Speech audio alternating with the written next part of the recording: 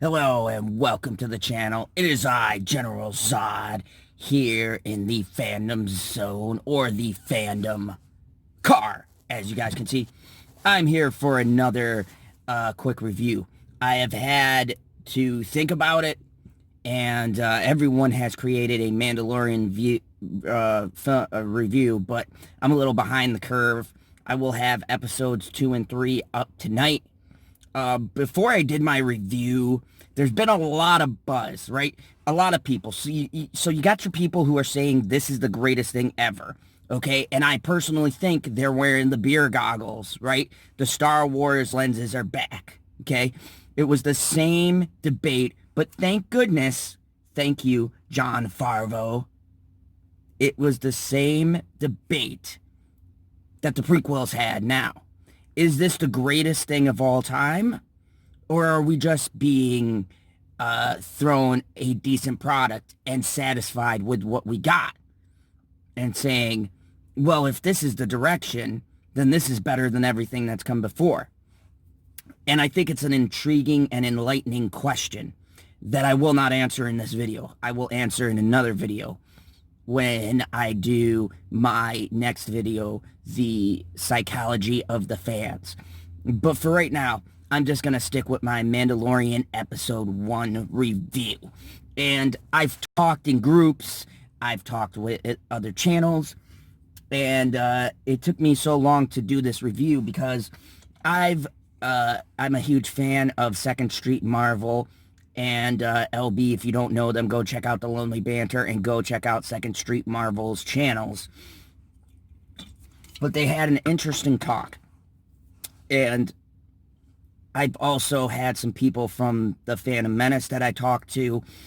And after mulling it over and then rewatching the episode, I decided to put my reviews out later because I wanted to watch the episodes 2 or 3 times to really get some in-depth perspective. So if you haven't seen the first episode of The Mandalorian, then click this off, go watch it, come back. I'm going to have some minor spoilers in order to explain the things that I like and that I dislike.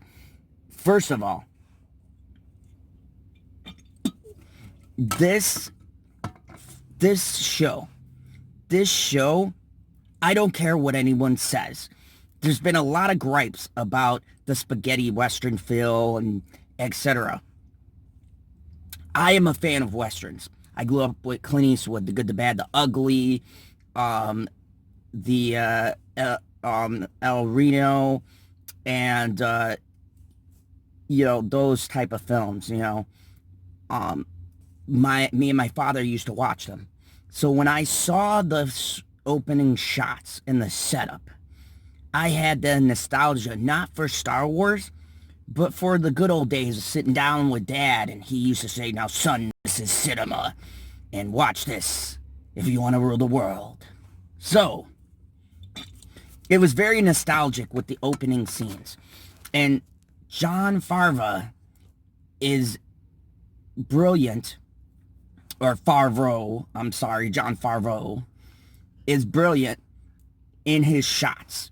The man knows how to shoot a film very well. Don't be fooled. Even in that atrocious Lion King, one thing that he can do, John knows how to shoot something.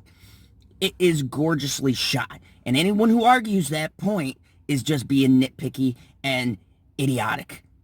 It's well shot and well framed.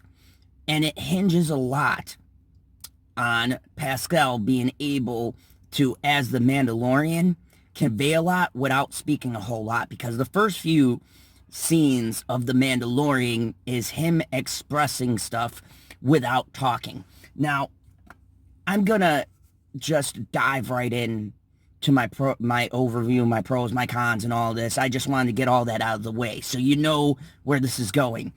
But what is my rating going to be? Let's find out. The overview. The Mandalorian is a tale about, from what we gather so far, a Mandalorian bounty hunter. He has a sort of sordid past.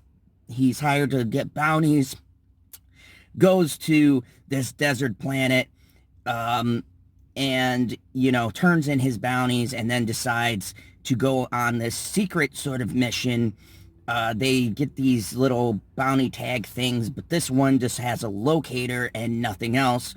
And him being the go-getter bounty hunter machine that he is, he decides to take it, and he finds more than he thinks he's going to find on this planet, and we kick off our adventure from there.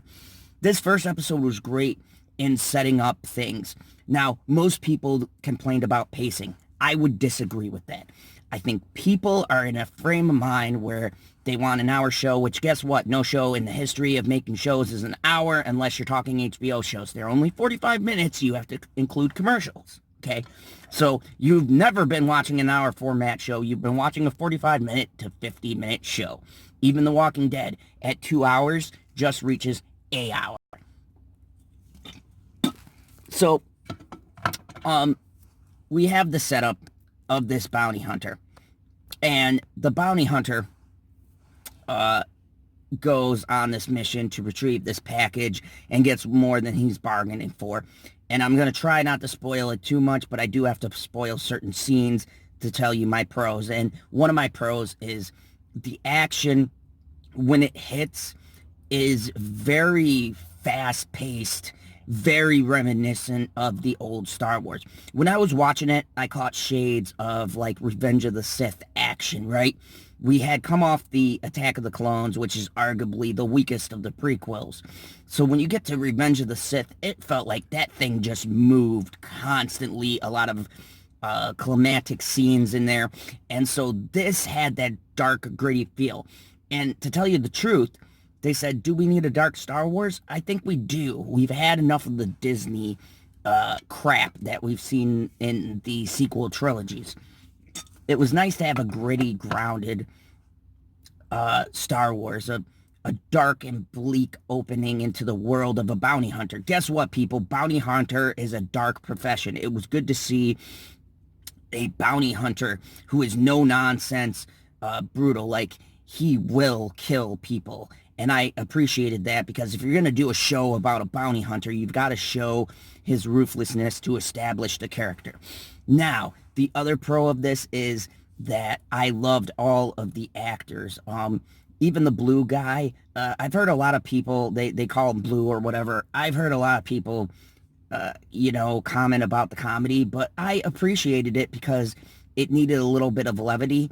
And I love how he went to run and the Mandalorian just shoved him into that carbonite thing. I really liked it. I liked seeing the display of people frozen. I assume they all tried to run and didn't get very far. It was cool. My other big thing that I loved was the ending. That last battle. And I love that they paid respect to the IG-88 bounty droid. That thing is feared in old school Star Wars, and they showed you why. I mean, the range of the attack, the fact that that thing just walked out in the middle, spouting how it had the bounty protocol, blah, blah, blah, and then took out all those people. It was a glorious thing to see. The other great thing about this was the comedy in between. I did appreciate that. I thought it was hilarious that he's sitting there going, hey, well, let's get behind cover and talk about a strategy. And basically they come up with nothing. They just wing the whole thing. And I appreciated that. I thought that was pretty cool. Not my cons. My cons is the pacing is slightly off. I do agree with a lot of reviews. It's a very methodical pace in the beginning. There's like a big action sequence, and then it slows down a bit, setting you up for the bounty, and then the last, 5 or 6 minutes is all moving action, and then you have the credits.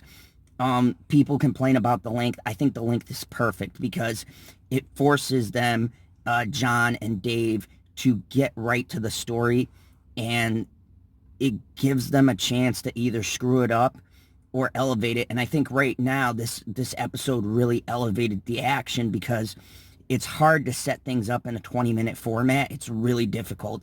And I think that this captured nicely what they wanted to convey. This is a lone bounty hunter. He'll do what it takes to get the mission done, but there's a little bit something more to him, and we get a taste. And remember, this is episode 1.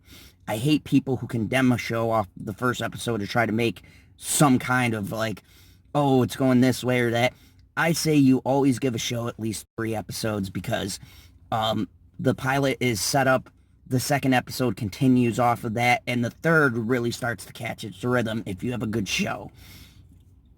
So when we get to the third episode, you'll see what I mean because I'm going to review that. But overall, I thought this was a decent episode. Now, my cons are the CGI for it being as big budgeted as they say it is. Some parts are wonky. The blurb or whatever it is, that scene was kind of, it went exactly how you'd expect in a Western. He tries to chain the horse kicks him off, and then he settles it down and rides it. The convenience. Why the guys brought out a giant gun to try to kill the Mandalorian, and then he just happened to use that to break in to get the bounty. That was very plot convenient. It could have been more creative, like maybe use the detonation device that IG-88 had, like pull it out of his chest and throw it and blow up the door or something like that. But the big gun was like, come on, that's a big MacGuffin, they call it, which is something you need in the plot to just drive it forward. And I'm on the fence about MacGuffins. It kind of shows either you're pressed for time or you don't have any good ideas. So I'm glad that in the latter episodes they cut the MacGuffins out. I mean, you still got them there, but I don't like when a writer throws in something really convenient just for the sake of moving the story along. I think it's lazy, and I think it shows, either a lack of time or a lack of creative thought. I don't think John and Dave are pressed for thoughts. I think it's just pressed for time. So that whole scene, I loved it, but I didn't like the convenience of everything and how things just happen to line up a certain way so that they happen to have the gun so they can happen to get into this room that they need to get into. But other than that, the shots are beautiful. The setup is interesting. It could be argued he only went to a bar or this or that, but still, it's very well shot, very well framed. And I do like the style of story that John is setting up. He's playing the long game. You have 8 episodes, and I feel like right now we're on 3, and already I feel like the arc coming. So he's got a good sense of story writing, and that's what Star Wars needs. So I can't speak on how it's going to go, but I like the general direction in this episode that they were setting up for, and you'll see in my latter reviews how they affect them. But I got 2 systems. I got Zod approves and a scale of 1 to 10. Zod approves. Zod highly approves. This is probably the only reason to get Disney Plus. I got it through Phantom Zone Tech. But, yeah, I think that this is a great setup. Good job. I give this not a 10, because 10 would signify great. I wouldn't give this a 9. I've heard 9 floated around. It's definitely not a 9. It's a pilot episode. Come on. That's just you being nostalgic. I would give it a solid 8. I think that it doesn't reach the point of being the most mind-blowing pilot I've seen. The most mind-blowing pilot I've seen was The Shield, because they kill someone in the first episode. Now, that blows your mind. This is just a typical pilot. It sets you up, gets you established with the characters in the world, and then you're on your way to advance the story as you go along. But this is a solid foundation to a great story to come. So I approve. I highly approve. Go start The Mandalorian. There's 3 episodes in, so you can do 1, 2, and 3. They're only like 20 to 30 minutes long. So anyways, thank you very much for another great review. If you like this video, hit the like button. If you're new to the channel, hit the subscribe button. And as always, remember the one rule I have in the Phantom Zone. Kneel before your General Zod. If you liked the video, hit that like button. And if you're new to the channel, hit the subscribe button. Welcome to the Phantom Zone.